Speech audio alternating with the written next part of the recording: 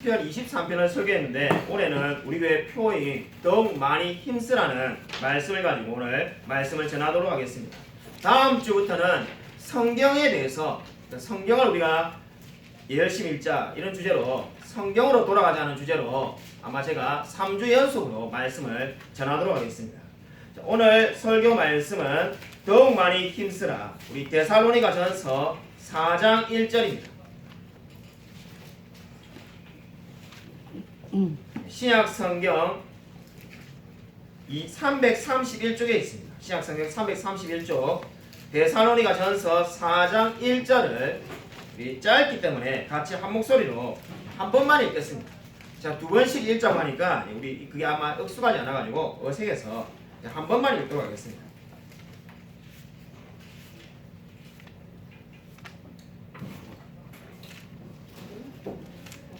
신약성경 331쪽에 있습니다. 데살로니가 전서 4장 1절입니다. 신약성경 331쪽입니다.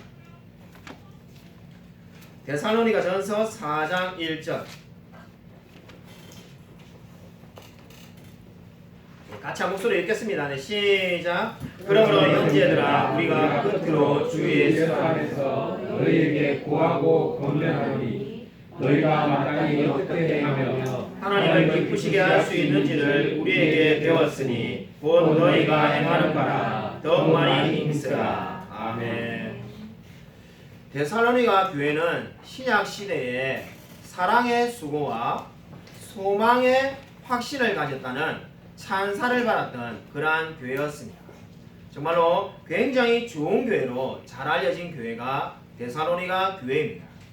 근데 이 데살로니가 전서를 읽어보면은 우리가 익히 알고 있는 평판과는 달리 바울이 자신의 문제에 대해서 1장부터 3장까지 굉장히 길게 이야기를 이미 하였습니다. 그 문제를 왜 그렇게 이야기를 길게 하였는가 보면은 데살로니가 전서 2장에 보면은 바울이 지금 데살로니가 교회 성도들의 헌금을 갈취한다는 소문이 돌고 있었기 때문입니다. 바울 사도같이 훌륭한 분들이 무슨 성도들의 돈을 훔치겠는가 갈취하겠는가 이런 생각을 할 수가 있는데 그 소문을 냈던 사람들이 바로 유대인들이었습니다. 어떻게 근데 그러한 소문을 데살로니가 교회 성도들이 믿게 되었는가? 바울이 되돌아오지 않았기 때문입니다.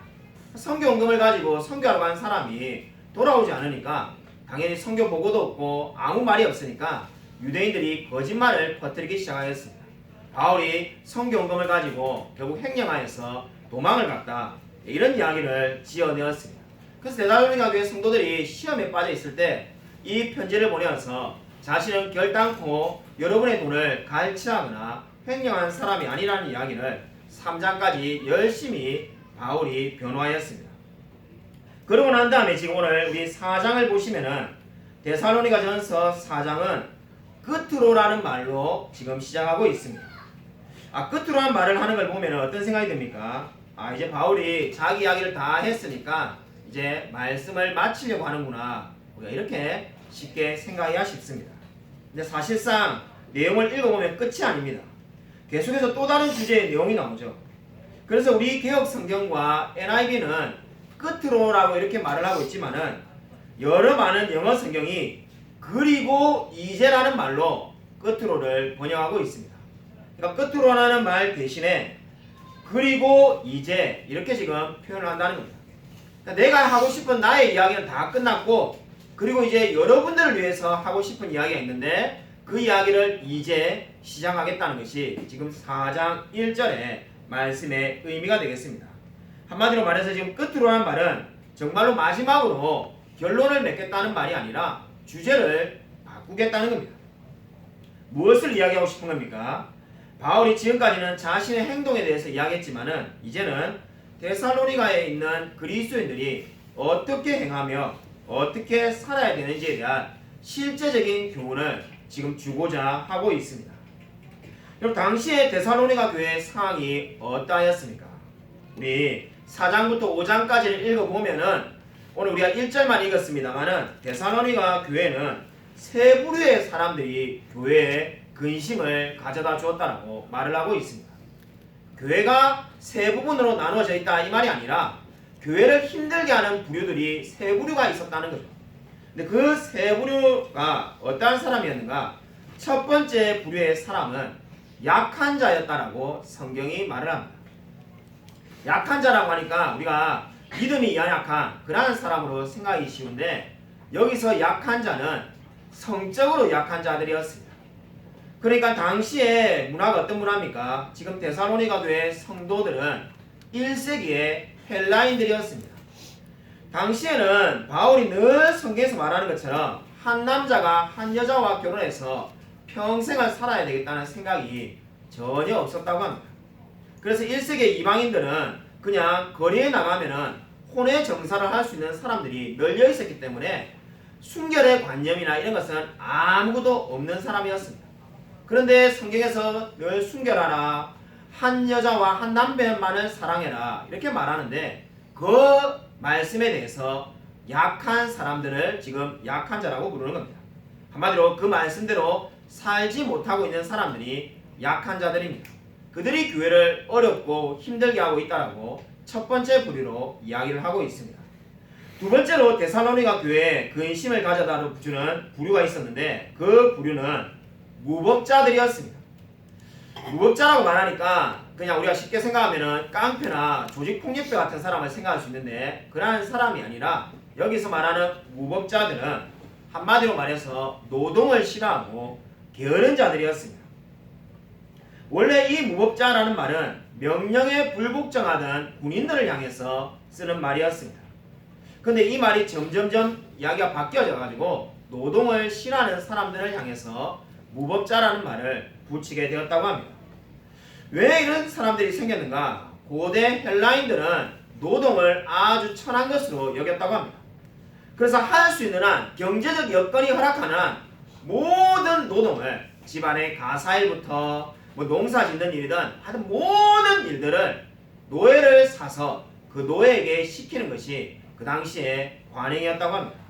그래서 정말로 훌륭한 삶을 뭔가, 그 당시에 헬라인들이 생각하는 훌륭한 삶들은 모든 육체적인 노동은 다 노예들에게 맡기고, 자신들은 앉아가지고 그냥 지적인 토론이나 하고 아니면 휴식을 취하고 차나 마시고 이렇게 여가를 즐기면서 사는 인생이 가장 아름다운 인생이었다고 생각한다는 겁니다.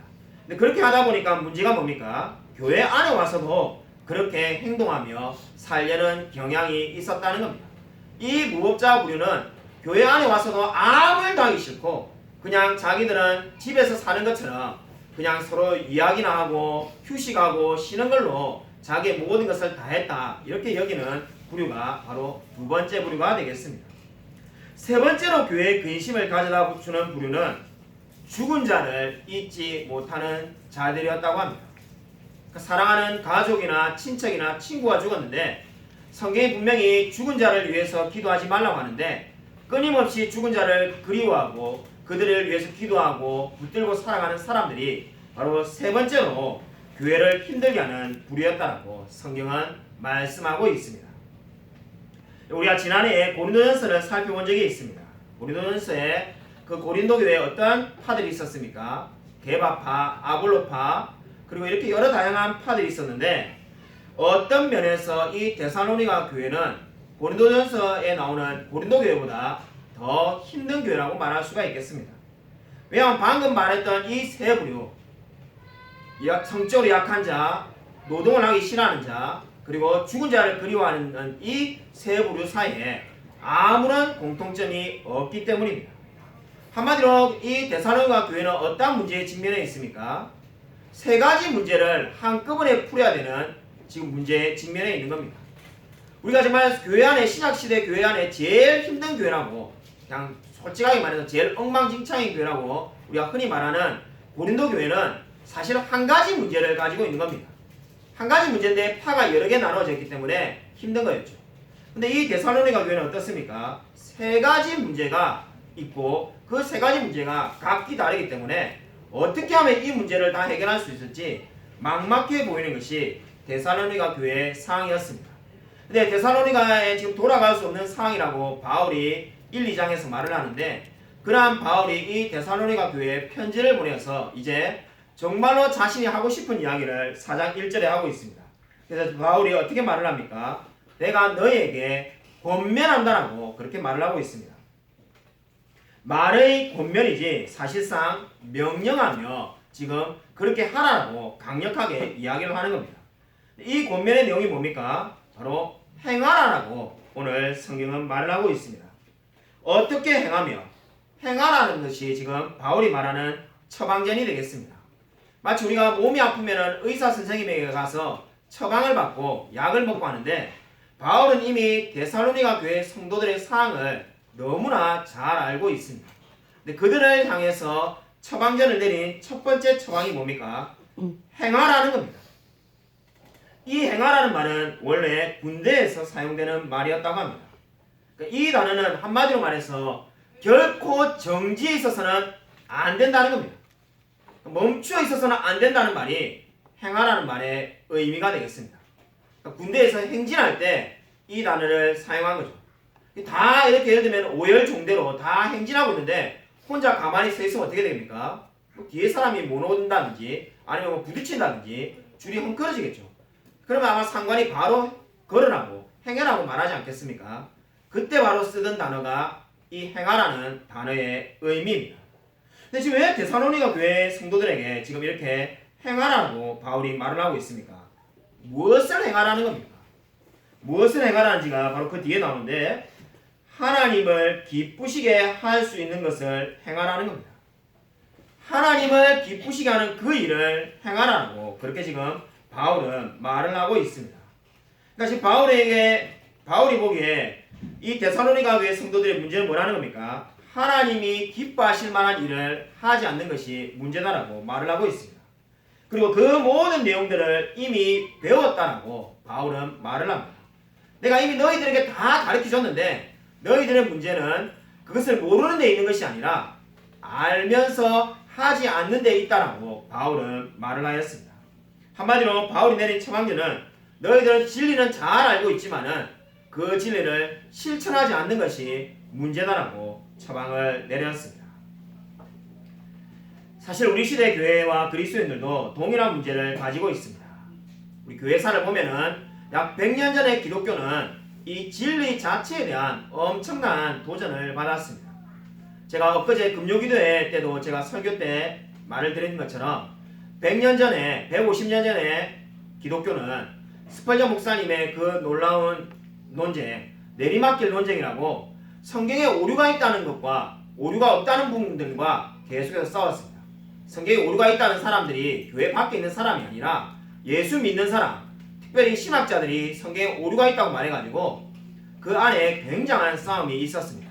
근데 지금의 상황에 왔을 때 이제 그러한 것을 말하는 사람은 그다지 많지 않습니다. 지금 우리가 직면해 있는 도전은 뭡니까?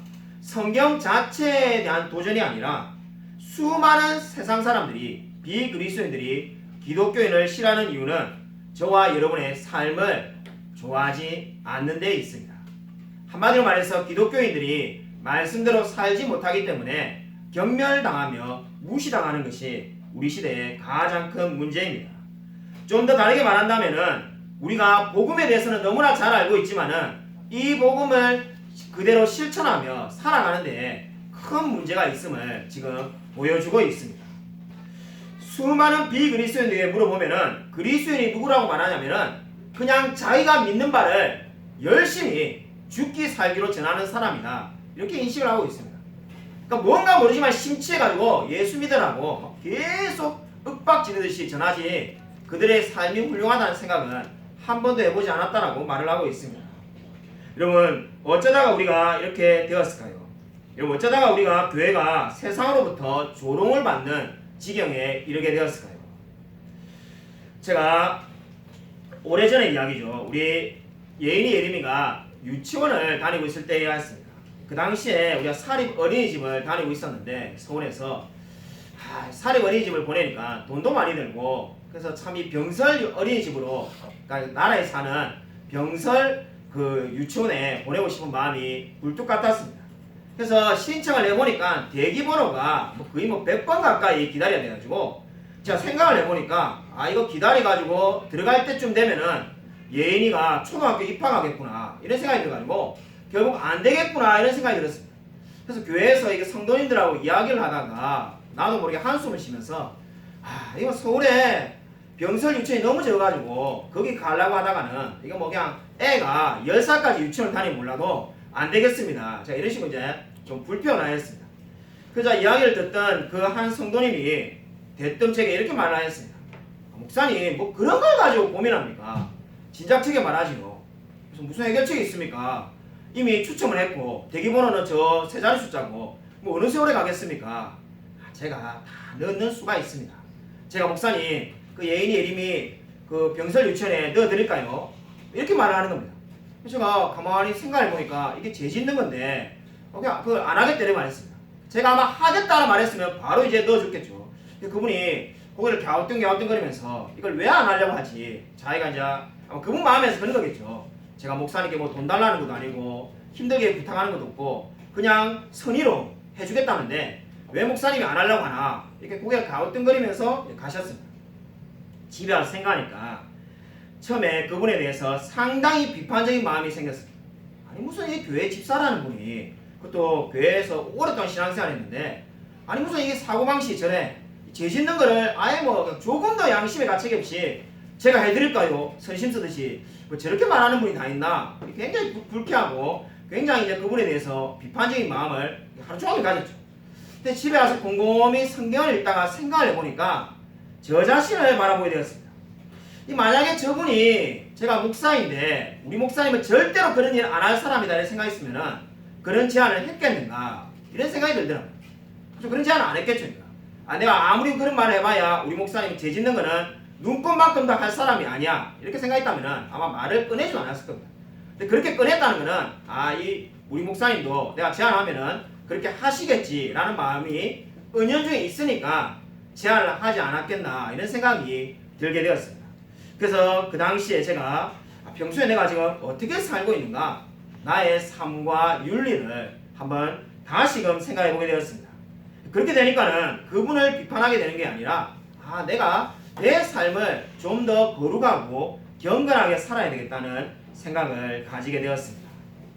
오늘 바울은 지금 성적으로 연약한 자와 노동하기 싫어하는 자들 그리고 죽은 자를 그리워하는 성경에서 지금 하지 말라는 것을 하는 그들을 향해서 행하라고 말을 하고 있습니다. 각기 처방전을 다 다르게 내려줘야 될 것 같은데 한 가지 처방전을 내리고 있는데 어떻게 말합니까? 1절 마지막에 더욱 많이 힘쓰라고 말을 하고 있습니다. 어떻게 보면은 영 생뚱맞은 처방이지 않습니까? 아니 지금 각기 다른 문제가 있는데 더욱 많이 힘쓰라. 그러니까 하나님을 위해서 더 많이 힘쓰며 살아라는 겁니다. 아니 문제가 다르면은 답도 달라야 될 것 같은데 모든 문제에 대해서 하나님을 향해서 열심히 힘쓰면은 다 해결이 된다고 지금 그렇게 말을 하고 있습니다. 여러분 이 말의 의미가 무엇일까요? 이 말의 의미는 저와 여러분의 인생에 수많은 다른 문제가 있습니다. 우리 교회 성도님이 어떤 분들은 건강의 문제가 있고 어떤 분들은 돈의 문제가 있고 어떤 분들은 자녀 교육의 문제가 있습니다. 저도 솔직히 최근에 우리 애들 때문에 머리가 아픕니다. 기도가 절로는 애 2명이 있는데 여러분이 우리 애가 없으니까 이제 설교 때 말합니다만은 우리 애를 보면은 말하면 안 됩니다. 우리 아빠가 우리 욕하구나. 설교 시간에 우리 흉보구나. 둘 중에 한 명은 이 국어가 안 돼가지고 받아쓰기가 아예 안 됩니다. 그러니까 이게 뭐 지금 뭐 이게 뭐 이렇게 제가 지금 설교한 내용 부르면은 뭐 한 2문장만 불러도 다 받아쓰기가 안 되고 한글을 띄어쓰기도 안 되고 글을 체결한 책은 만화책도 아무것도 안 봅니다.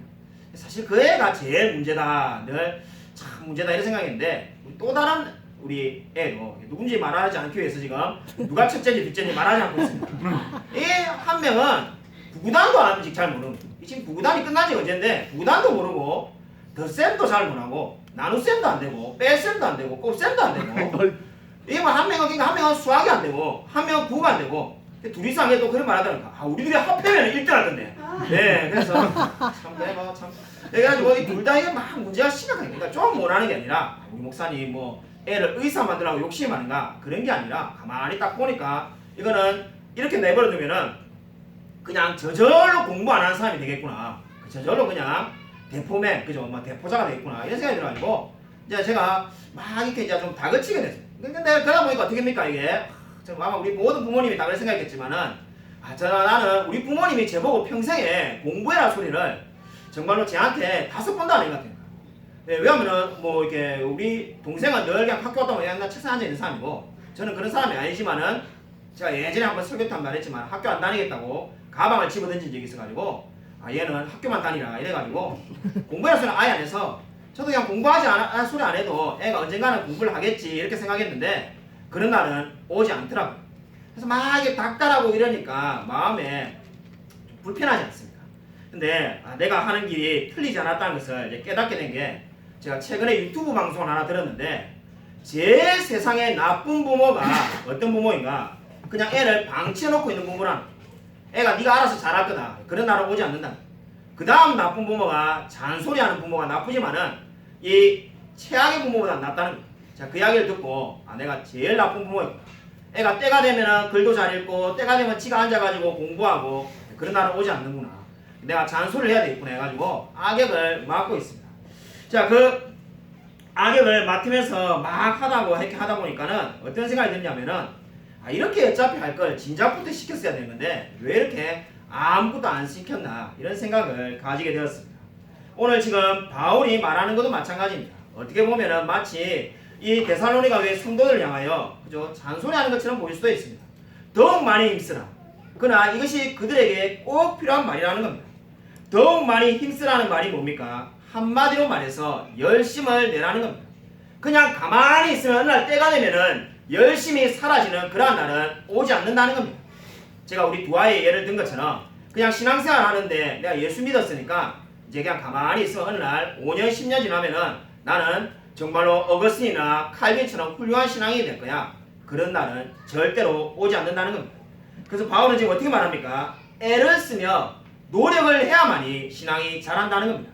마치 학생이 공부를 잘하려고 노력을 하고 노력을 해야만이 성적이 올라가는 것과 마찬가지로 노력을 하고 노력을 해야만이 신앙이 자랄 수가 있다는 겁니다.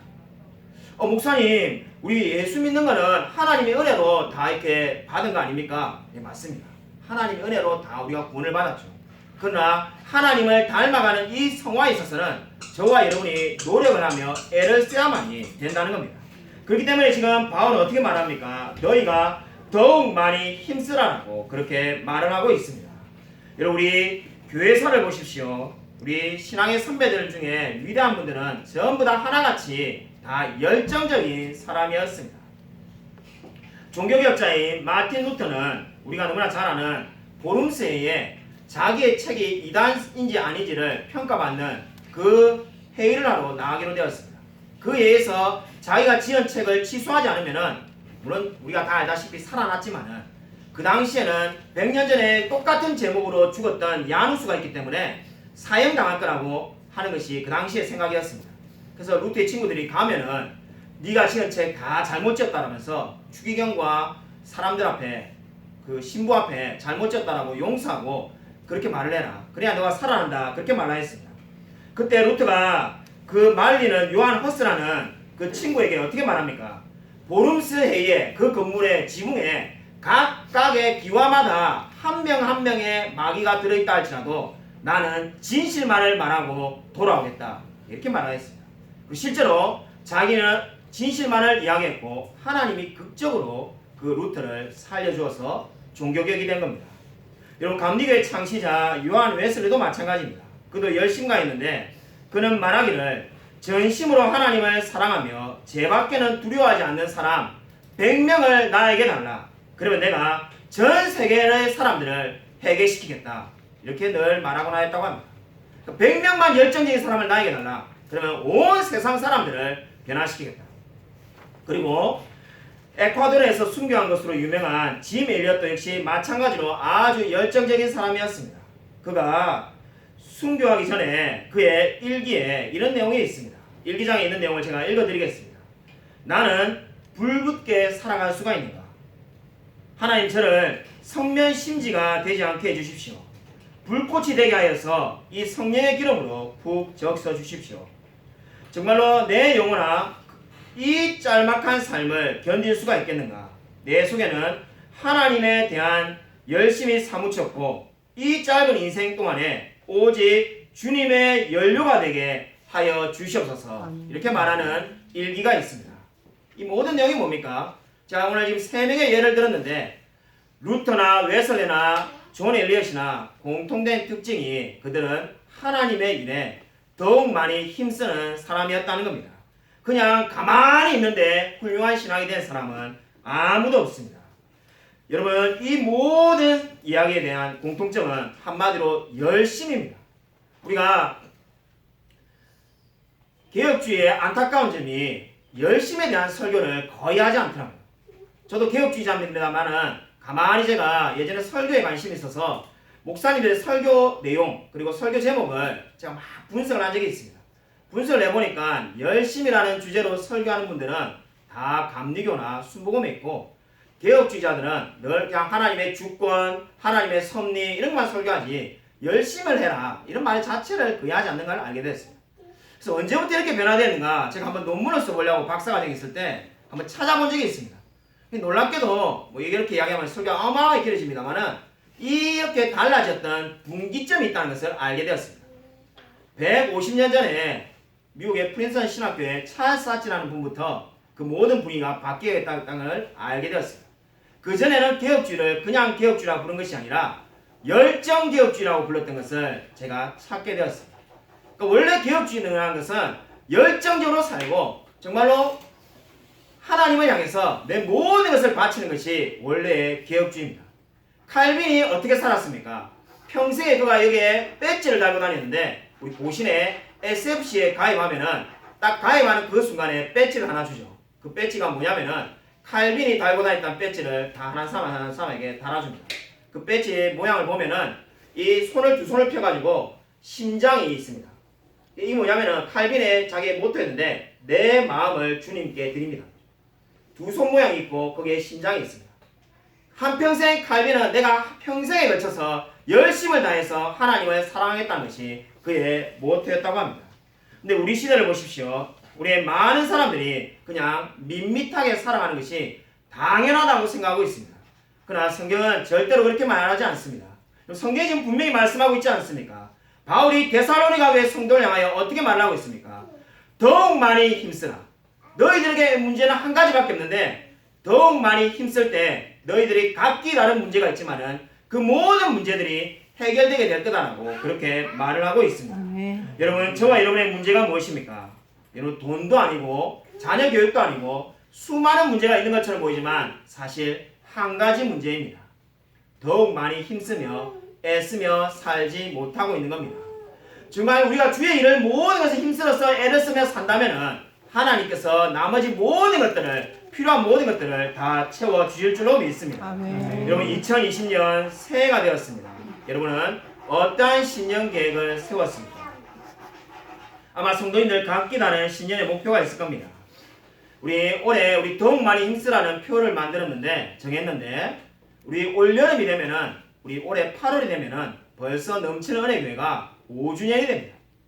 상투적인 말로 엊그제 개척인 것 같은데 정말 엊그제 우리 첫 번째 우리 교회 등록교인인 우리 반주자 이재 집사님이 오신 것도 지금 다 기억이 나고 그 외에 여러 가지 행동들 뭐 있었던 일들 우리 뭐 지금은 안 계십니다만은 늘 교회 오시면은 커피 믹스 몇 개씩 가져가시는 분도 계셨고 별의별 분들이 다 계셨습니다만은 벌써 5년이 되었구나 이런 생각을 하게 되었습니다.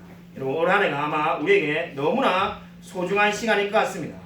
더욱 많이 힘쓰라는 이 말을 저와 여러분에게 그리고 우리 교회에 어떻게 적용할 수 있을까요?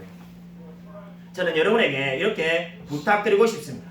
이제 자신있게 제가 말할 수 있는 게 제가 아까 말했던 자녀 교육을 방임하는 스타일이었죠. 우리 부모님처럼 네가 알아서 때 되면 잘할 거다. 사실 제가 목회도 그냥 믿고 맡기는 스타일입니다. 제가 막 꼼꼼하게 막 챙기고 이런 스타일이 아닙니다. 여러분이 아마 겪어보셔서 알겠지만 제가 4년 지금 몇 개월 동안에 단 한 번도 헌금해라 소리 한 적도 없습니다. 그게 훌륭하다는 게 아니라 때때로 보죠. 헌금하라고 그걸 알려드리고 가르쳐야 되는데 제가 아는 한 우리 아버님께서 소천했을 때 우리 아버지가 소천했을 때 우리 장로님이 이 주일 예배 설교할 때 저는 참석 안 했습니다만은 그때 한번 헌금 설교하셨고 저는 뭐 그런 이야기도 하지 않았습니다. 그냥 때가 되면 알아서 헌금하실 거고 때가 되면 알아서 봉사할 거고 제가 웬만하면은 푸시하고 이런 것을 좋아하지 않았습니다. 근데 제가 이 말씀을 데살로니가 전서의 말씀을 묵상하면서 깨달았습니다. 더욱 많이 힘쓰도록 내가 열심히 성도들을 권면하는 것이 나의 역할이구나. 내가 너무나 그냥 알아서 다 하시겠지 이렇게 생각하는 것은 좋은 태도가 아니구나 라는 것을 알게 되었습니다. 그래서 여러분에게 자신 있게 이렇게 권면하고 싶습니다. 여러분 올 한해 무슨 신년 계획을 세우셨든지 간에 한 가지씩만 더 결심하십시오. 가령 예를 들어서 여러분이 지난 해에 주일 예배만 나오셨던 분이라면은 내가 올해는 평일날 금요기도도 나오겠다 이렇게 결심을 하십시오. 또는 나는 절대로 평일날에 참석할 수 없습니다 라는 분은 주일날 내가 점심만 먹고 그냥 가신 분이라면은 내가 남아서 순모임을 하겠다 이렇게 한 가지씩 더 결심을 하십시오. 어떠한 결심이든지 좋습니다. 내가 교회를 위해서 10개, 20개 해라는 게 아닙니다. 내가 한 가지만은 더 하겠다. 내가 2019년보다는 한 가지만은 우리 하나님의 교회를 위해서 한 가지만은 더 하겠다라 이렇게 결심을 해보십시오. 그러면 교회가 반드시 달라질 줄로 믿습니다. 늘 우리가 똑같은 사람이 모여있고 똑같은 장소에서 예배를 드리고 같은 시간에서 예배를 드립니다만은 저와 여러분이 결심을 해서 한 가지씩만 더 할 때 교회 분위기는 반드시 바뀔 줄로 믿습니다. 여러분 만약에 나는 그 어떠한 재능도 없고 그 어떠한 것도 할 수 없다라는 분은 여러분 우리가 매주마다 지금 전도를 하고 있습니다. 우리 몇 개월 전부터 매주마다 우리가 건빵 전도를 하고 있는데 예전에 물티슈 전도할 때는 안 받는 분들이 솔직히 더 많았습니다. 줘봐야 한 30% 받아가는가 안 받는 사람이 훨씬 많았습니다. 이 건빵 전도를 해보니까는 받지 않는 분이 거의 없습니다. 어쩌다가 안 받는 분도 가다가 옆에 사람이 건빵 뜯어서 먹는 걸 보고는 다시 돌아와서 달라고 합니다. 또는 어떤 분들은 이미 몇 번 받아 드셨는지 우리한테 와가지고는 아예 그냥 다짜고짜 5개 달라고 그렇게 말하는 분도 있습니다. 아무리 우리가 드리진 않습니다만은 이 맛있더라면서 그냥 5개 주면 안 되냐면서 어차피 공짜로 나눠주는데 5개 주면 안 되냐 이렇게 말하는 분도 있습니다. 그러면서 이렇게 여러 번 받은 분은 미안한지 교회가 어디 있냐 이래가지고 교회 위치도 물어보는 분도 있습니다. 여러분 저는 여러분에게 이렇게 권면하고 싶습니다. 만약에 우리 중에 나는 은사도 없고 재능도 없고 나는 아무것도 할 수 없다 이러면은 전도하는데 동참하십시오. 복음을 전하는 것은 누구나 다 할 수 있습니다.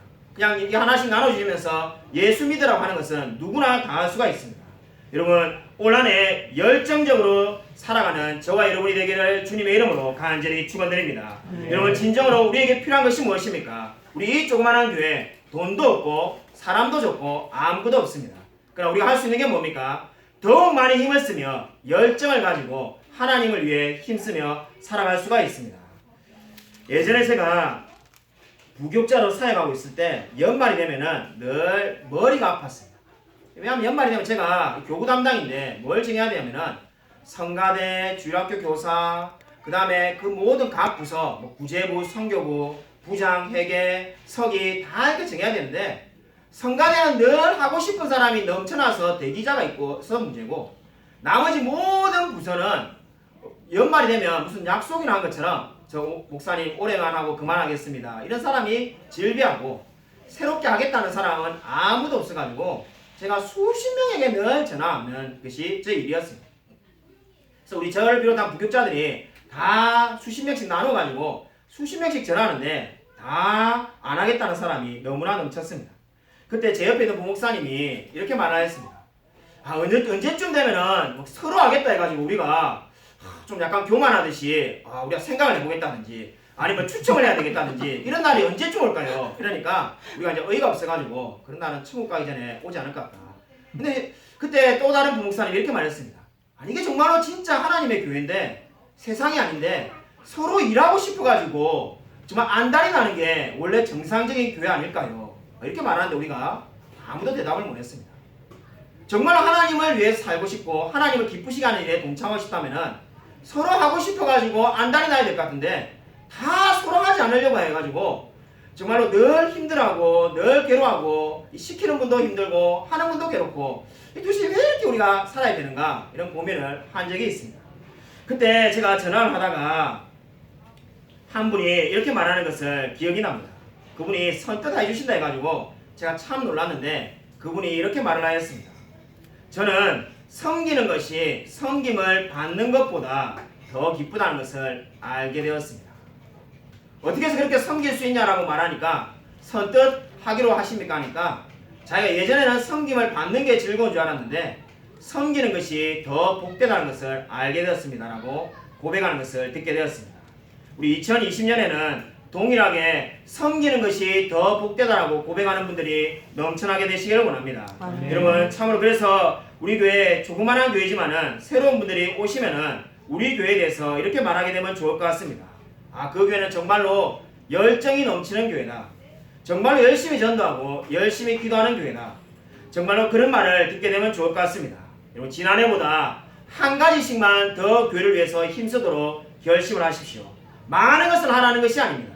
내가 작년에 하지 않은 것들 그것 중에 한 가지만 여러분이 힘써서 애를 쓰면 됩니다.